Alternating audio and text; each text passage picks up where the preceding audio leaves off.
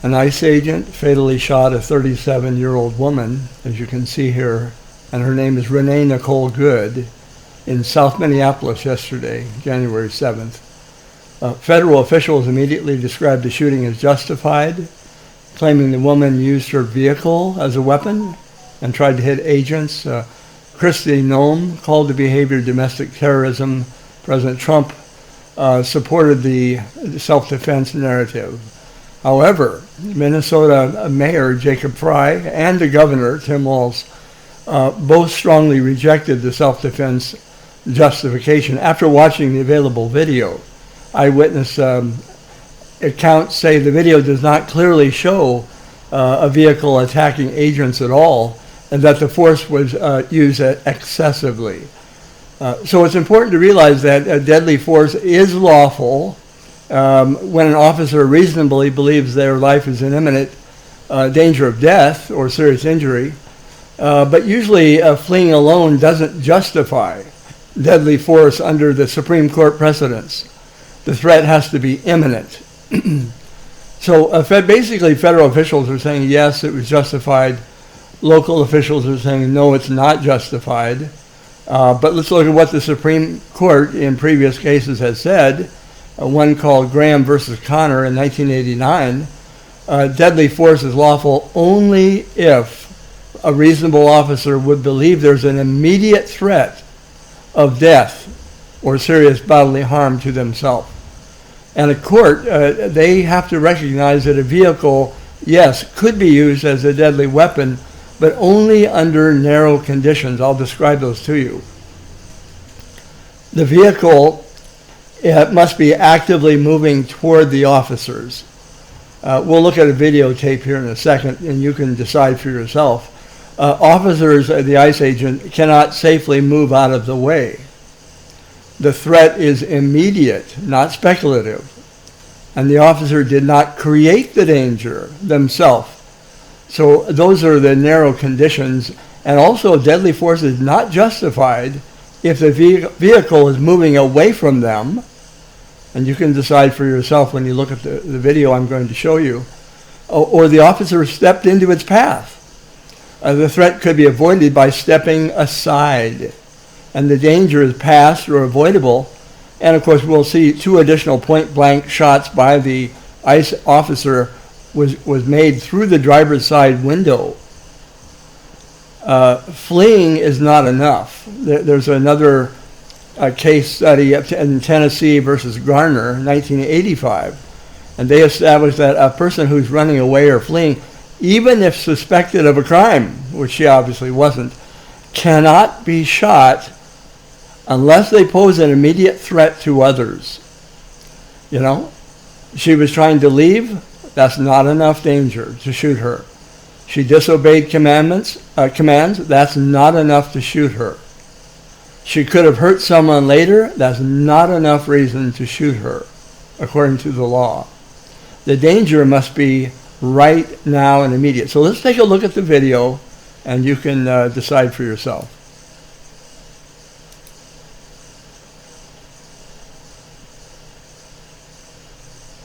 Federal agent fatally shot a motorist, 37-year-old Renee Nicole Good. Trump administration officials said these were, quote, defensive shots, fired because the officer was being run over. And a woman attacked them and those surrounding them and attempted to run them over. But our analysis of bystander footage, filmed from different angles, appears to show the agent was not in the path of the victim's SUV when he fired 3 shots at close range. Here's how events unfolded. Moments before the shooting, the victim's maroon SUV is stopped in the middle of the street. Multiple unmarked federal vehicles are idling nearby. Secretary Noem alleged the motorist, quote, was blocking the officers in. Bystanders are blowing whistles and yelling at federal agents. Go home to Texas! Then, federal vehicles start moving toward the maroon SUV, with sirens and lights blaring. A federal agent films the scene on his phone.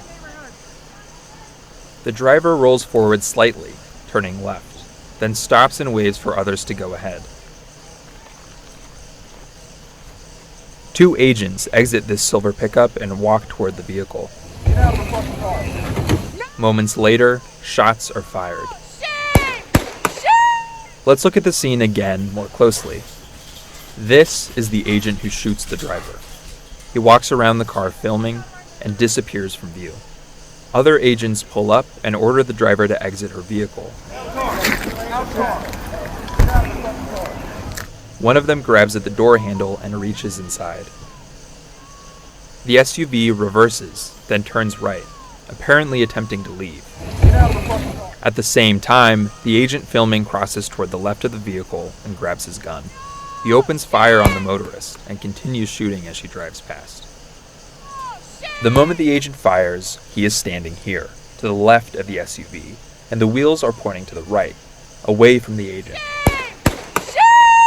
This appears to conflict with allegations that the SUV was ramming or about to ram the officer.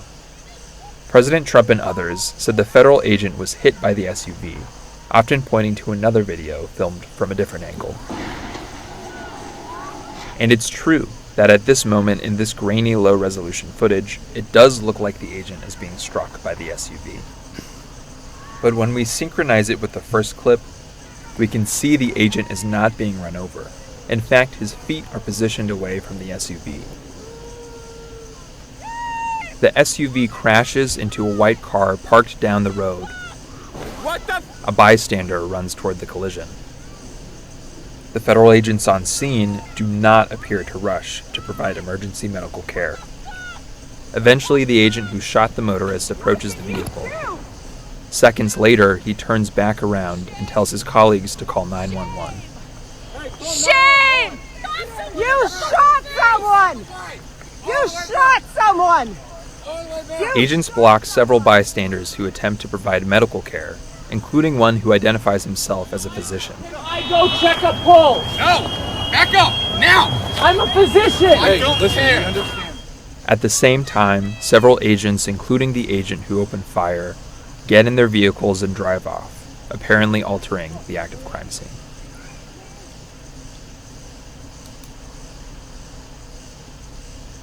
Well, I was able to see, I'm not sure about yourself, but the video clearly shows a woman driver turning her vehicle away from, you can see the wheels turning away from the ICE agents, not toward them. Her speed was very slow, not high speed, which it would be typical of someone trying to run someone over or to kill them, they'd be at high speed. Her car wasn't moving fast at all. And the ICE agent did not get run over, as Trump said, or end up in the hospital either.